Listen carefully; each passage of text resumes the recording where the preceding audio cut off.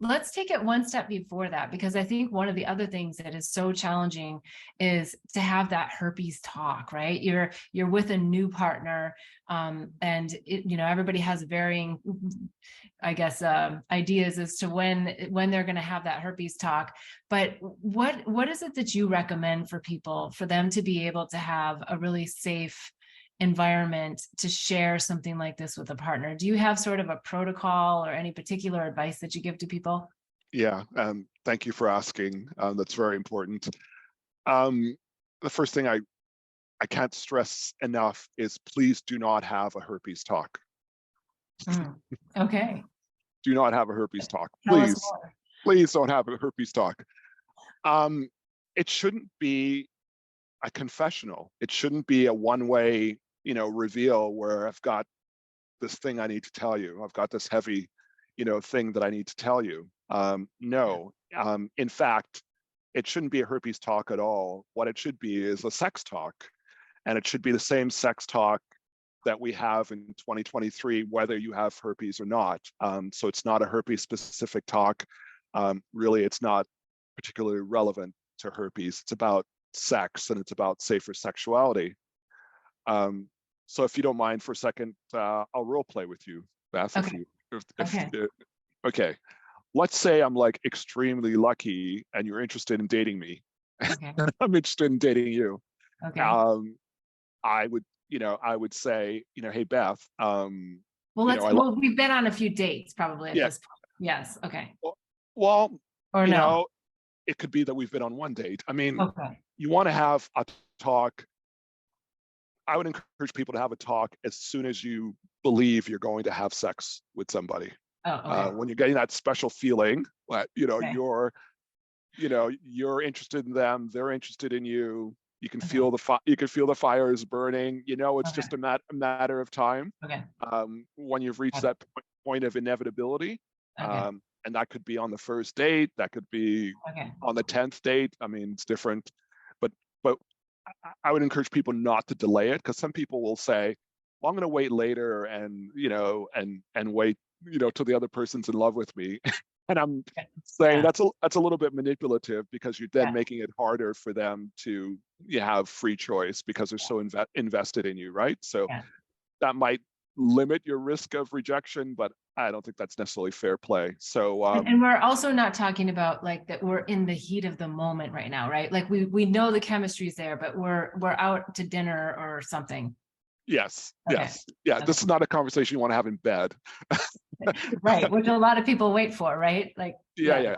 Okay. Yeah. So no, I would, let's say you and I have had 2 dates and we're contemplating a third, and I already have the hots for you, and I think you have the hots for me. I would say, hey, Beth, I hope I'm not misreading the situation, but I'm interested in you sexually, and I'm thinking that you're interested in me sexually too. Am I off, or am I on the right track? And you would say, Okay. and what would you say, Beth? And I would say, yes, I'm equally interested. It seems kind of weird to role play, but yes. So I'm saying, yes, I'm equally interested. And so that opens the door, right? Yes. Okay. And I'll say, well, because I've broached the subject, I would love to have a conversation with you about sex and safer sex. And I'm going to tell you a bit about me, and I want to find out the same things about you. Okay. And I would say, I'm 57. I've had this number of lovers. I have been tested. We need to disclose the number of lovers we've had, or that's just yes, it's very important. Okay. That's probably the most important part of the conversation, and Okay. I'll explain why later if you want. Okay. Yeah. I'll say I've had this number of lovers. I've been tested for STIs. The only STI I've ever had so far has been HSV, which I've had for 32 years. And I like to. And are you suggesting people say HSV as opposed to the word herpes? Like, is that a very? No, they can say whatever they want. They can say whatever they want. Me being a little clinical, I'll say HSV. And they don't have to say how long they've had it or whatever. You don't have to explain anything. You just lay it all out. So I could just say I have HSV. And I like to practice safer sex. So I normally use a condom, and I normally use an antiviral gel as well. And if I'm having sex with someone that's of the childbearing age, condoms are my main way of practicing contraception. So that's me. So tell me about you. And you would tell me your age. You would tell me how many lovers you've had, whether or not you like to practice safer sex, what prophylactics do you use for safer sex, and whether or not you want to have my baby. And if you don't want to have my baby, how do you plan not to have my baby? So that's the conversation. And as you can see, it's an equal conversation with two people just sharing pertinent details that each other should have in assessing, what kind of safer sex you want to have. So for example, the number of lovers is very important for two reasons. One is only 30% of the people that have herpes know they have it. So most people don't know, because most people never have had a blood test for herpes, or they don't know what the signs are. And the information on the internet is pretty bad in that regard. So as a rule of thumb, every lover you've had, every sex partner you've had increases your risk of herpes by about 10%. So for example, if you were to say to me, I've had 35 lovers and I'm pretty sure that I don't have herpes, I would be skeptical of that. And it's not necessarily that because you're misleading me, but you may not know. Yeah. So if someone says to you, I've had 6 lovers and I've had no STIs, yeah, that's very possible. Right. If someone says they've had 20 or 30 lovers, or 40 or 50 or 100, and they've had no STIs, that's not possible. 80% of the population has had chlamydia. Most women have had chlamydia more than once. 70% of the population has had HPV, and 60% of the population has had herpes 1 or herpes 2 or both. So even just those 3 out of 30 STIs, it's not possible for someone to have had, lots of lovers. So one is to assess whether or not it's likely the other person has herpes, because of course, if the other person has herpes, then you don't have to have this morbid fear of giving the other person herpes, right? So if I was about to date someone that's had 30 lovers, I would be less concerned about potentially infecting them with herpes than if I was dating someone that only had 3 lovers. Let's say someone that was married for 25 years to their college sweetheart or something. So that's one issue. The other issue is simply deciding on what level of safer sex you want to practice, because safer sex should be a mutual agreement that aligns with the two people's comfort zones and priorities. So if I were a woman, for example, and I was dating a man, who had more than 10 lovers, more than 20 minutes, whatever, I would be much more sort of invested in definitely using a condom, at least initially, than someone that's had two lovers or something like that. But it's an individual calculation based on what works for each person. Some people are willing to be more risky for the sake of spontaneity or other whatever, and some people want to practice as safer sex as possible, and some people take it to an extreme. I mean, there's some people that would not sort of put their hands on another person while wearing latex gloves, for example. Well, I think that's a little too far, but I think so. I think what I'm taking away is I really like how you're positioning the safer sex discussion. So it's about pregnancy. It's about you really can put this into a nice category. I mean, it's also about soul sharing, right? It's like how you talk about your sensuality and what's your comfort zone, and so it is more of a sacred sensuality talk more than anything. Like, how do we, I feel this, how do we want to interact with each other?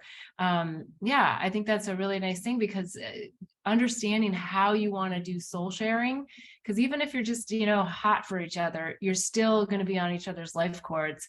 If you're having sexual intimacy, whether you want to or not, you still share an element of yourself and your aura and your energy having that interaction. And so I think it's really important to have those more sacred conversations about what the expectation is and the expectation of having intimacy with someone. So I like that you're bringing that forward, and that it's not the herpes talk. So thank you for reframing that. I love kind of taking that off the table. But that's, I think, what a lot of people feel is that they have to have the herpes talk, you know, because that's the one thing. Now, the one thing that no one wants to talk about except for us.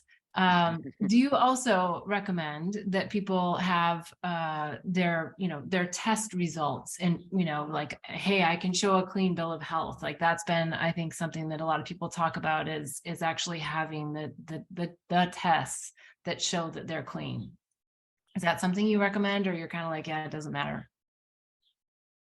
I think it depends. I think the younger generations, you know, because I am 57, the millennials and Gen Y, I think are much more on it as far as like, here are my test results. I think, you know, for Gen Xers like me and, you know, baby boomers or whatever, I don't think that that's as much a part of like our culture.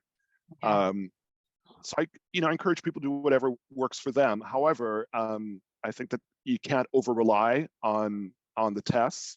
Mhm. So, for example, they're testing you for 8 out of 30 STIs. So they're not testing you for herpes, and they're not testing you for HPV on a standard panel. Yeah. Why don't they? Is there a medical association guideline? I mean, why would that not be on a test? Well, there is no test for HPV other than a pap smear for women. So unless you have an abnormal pap smear, or unless you see genital warts, I mean, for herpes, like, why wouldn't that be on the docket? They're always testing for chlamydia, gonorrhea, but you have to ask for a herpes test. you have to ask, and sometimes you have to fight, and sometimes you have to pay a lot extra. Like here in Vancouver, you have to pay like $140, and most doctors will not schedule you for a herpes test unless you have a fight with them. Any opinion on why? I mean, why would we Oh not no, know? the why is not a mystery. The government and doctors have made it very clear, and that is when they test people for herpes, 80% of people test positive. So they're like, why bother testing when everybody has herpes and there is no serious medical risk to having herpes? They consider herpes practically a non-disease. It's a snore for them, and that's why there are not charities raising money for herpes research. There's very few scientists that want to get into herpes research because there's no glamour, there's no glory, there's no big money. You know, you're not going to win a Nobel Prize for herpes research. But what other disease, that affects 60% of the population has no celebrity spokespersons? I In know. fact, celebrities won't even admit they have herpes, and a lot of them must. The only one that ever has, unfortunately, is just recently died, and that was the actress Anne Heche. She's the only celebrity that I know of that has gone forward and talked about, her herpes. Nobody else does, unless they're in court being sued for giving someone herpes. But which a number of celebrities have been sued. But yeah, for doctors, it's pretty much a non-issue. I mean, it's not going to kill you. It's not going to debilitate you in any particular way. So yeah, they're just not that invested. But it is a gateway virus. So I find it odd that it's not something. I get it that it's not necessarily going to cause cancer, like HPV would, but it's still a gateway virus that has to do with our immune system. So I'm not asking for you to say that it's the medical community. I just find it bizarre and odd that we wouldn't Sure. be testing for it, and that we wouldn't, and we don't need to normalize herpes. I'm not necessarily saying that, but it is normalized. Like, there are so many people that have it that it just feels so bizarre that it has to remain, or doesn't have to, but that it does remain this secret, right? That it's a secret that people don't want to talk about, that causes so much emotional trauma. And if we just all talked about it, like, it just releases so much of that trigger and that negativity and that, yeah, all of the connotations around it. It's just so incredible that we as a society hold this mental thought construct around, this virus that impacts the genitals as being so terrible. I've had multiple conversations, and one that I had with a sexologist, and we talked a lot about how it can be viewed as such a beautiful time, like when there is an outbreak, right? That how you can just shift and switch how you look at it. Because if someone was sick with the flu virus, and they were down and out for 10 days, or 5 days or 2 days or whatever, you would pamper them, you would bring them soup, yeah. So why does it have to be different when it comes to something like a herpes virus, right? Like, why can't we change the way that we do things? I mean, I'm saying we, but I mean like the general public, because most people don't, right? Most people don't have that shift in the mindset around it. Yeah, and all of us have a little bit of personal responsibility about that, but it's more of a societal, issue. Yeah. We live in a very immature society when it comes to sex and sexuality. Yeah. And there's so much sort of discomfort and shame and slut shaming and all that kind of stuff regarding anything that's connected, to sex. So if you have, an infection that's, sexually, driven, Right. it just opens the door for sex negative people to, to want to stigmatize that the way that Yeah. they did in the 80s and 90s with HIV. And it was only because the gay community fought back, and they had movements like ACT UP that forced the mainstream to, to have a more progressive relationship with HIV. And it took the courage of celebrities like Rock Hudson and, Magic Johnson and whatever to put a face and humanize the virus. But no one's doing that for herpes. I mean, where is the Rock Hudsons of herpes? Where's the Magic Johnson? Hey, we're headed to New York Times bestseller list. I'm happy to be the spokesperson about herpes. I'm happy to break all the stigma around this ridiculous virus that you can prevent. But one of the things I wanted to get into